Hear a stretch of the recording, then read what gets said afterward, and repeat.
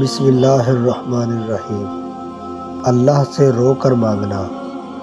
جو کچھ بھی تم اللہ سے رو کر تڑپ کر مانگتے ہو، دیکھنا ایک دن حقیقت میں تمہارے سامنے ہوگا۔ جب آپ ہر چیز کے بارے میں بہت زیادہ سوچتے ہیں تو آپ اپنی ذات کو ہی تکلیف دیتے ہیں۔ فرمان رسول صلی اللہ علیہ وسلم، کسی بندے سے اس آدمی میں کوئی پوچھنے والا ہو یا نہ ہو، آخرت میں اللہ تعالیٰ ضرور پوچھے گا، عمر کن کاموں میں گزاری؟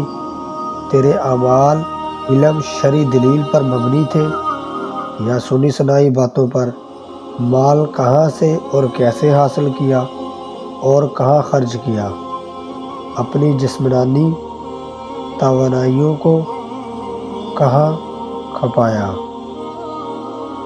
حسد ایک زہر ہے جسے انسان خود پیتا ہے اور توقع دوسروں کے مرنے کی کرتا ہے۔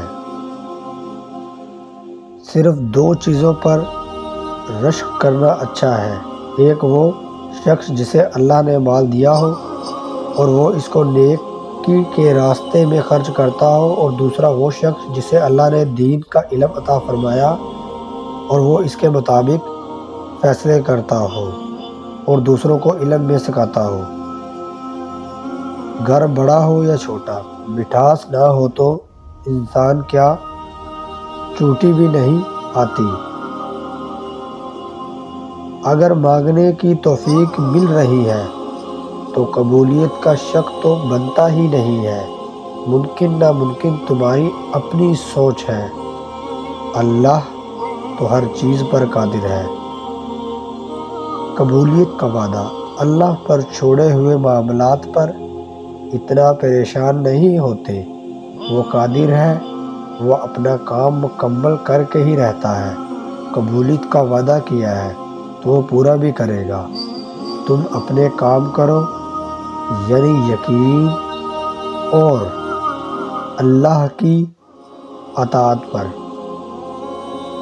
بے شک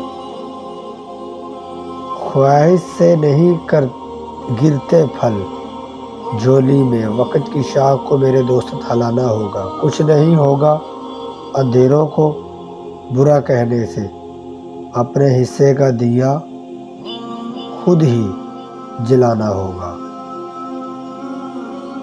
اچھی چیزوں میں خود کو مصروف نہیں کرو گے تو بری چیزوں میں خود ہی مصروف ہو جاؤ گے۔ اگر آپ بہت ساری مصیبتوں سے گزر رہے ہوں تو ایک بات ہمیشہ یاد رکھیں کہ ستارے کبھی اندھیروں کے بجائے نہیں چمکتے۔ سب کچھ کھونے کے بعد بھی اگر آپ کے اندر حوصلہ باقی ہے تو سمجھ لیجئے کہ ابھی آپ نے کچھ نہیں کھویا۔